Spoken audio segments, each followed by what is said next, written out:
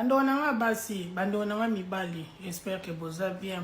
Na remarqué ou bien tu remarqué bana na biso misusu to bota na poto baza na esprit ya okabate baza na esprit ya kozala ke eloko na ngai pourquoi na pesa ye mbongo na ngai pourquoi na pesa ye omona pena ke aki pena libanda asombe eloko kolia ndeko na avandi wana apimbeli ye mona pena ya mama na ete eza mabe ba mama place boza na ndako soki bo remarqué eloko wana bo banda ko telemela ngo nazo condamner bana wana te po peut-être baébité donc eza devoir na biso atake ba parents to éduquer bana na biso to laksa bana na biso ndenge nini bakabaka to lakisa bango ndenge biso ba parents na biso balakisa biso atake ba africain na ndenge ya culture na biso ke ndenge eza bongo tokabaka tokabelaka noko tokabelaka tata mwasi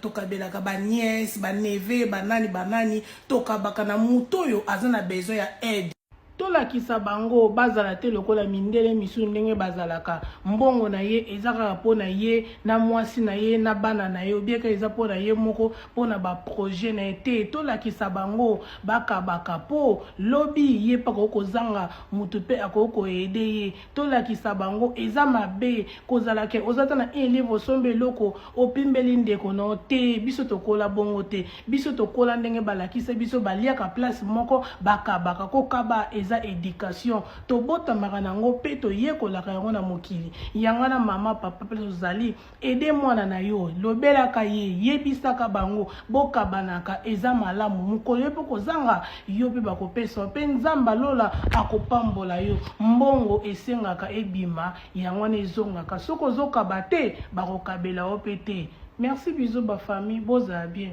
bye.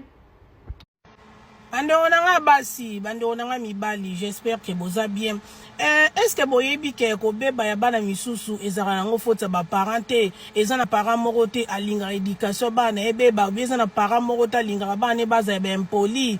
bana misusu bayaka na bango bo bana misusu bazoka éducation na libanda ba yo kota na kati ndako. Yango na ndeko nanga place yo zali, yo motozo seka ndeko na bana bazo pese passe na minute oyo, ko seka ete ko lakse musapite eza âge onyo surtout azo vivre na minutes oyo ekoleka nango na kombo nzambe ekoleka yo soki bano na bakomi na âge oyo bapesaka ba parents mitu pasi te ou bien na bapeso mutu pasi te yebaka ata na moko na bango akopesa mutu pasi na ndenge moko bo na ndenge moko bo po wana ezala automatique eza âge biso nyonso tout topesaka ba parents na biso mitu pasi biso nyonso tout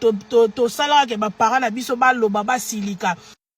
ba parents na biso basili kaka pona biso tozalaka bana lelo pe tokomi ba parents tokomi pe kobota tozotala ndenge bana biso bazokende koseka muninga te koloba na muninga te ke ba parents na bango bazaka na vie de prière te basambelaka te elo nezola soki basambelaka te po likolo bayaka kosala prière na réseaux sociaux te obe po likolo bakendaka na bango ba église isu te pona ba réalité ya vie yango lobi ke ba parents na bango ba prière te makama nzambe ezalaka relation ya mutu na nzambe na ye botika ko juger batu bana basala nzambe bele kutu ba papa na bango bazaka basala nzambe ba prielaka batu babimisaka masumu na banzota batu yango ne kendaka pa bana bango misusu bayaka na bandenge moko boye bana bango misusu bayaka na bandenge mobo est-ce que bango ba priera te ba papa na bango ba mama na bango ba priera mais mwana moko bimi na famille mona ndenge na emoko eza normal eza âge koseka muninga te po yo na bana ba komi na niveau na te kochola muninga te ko kansaka te ke yo bano nde baza perfect yo bano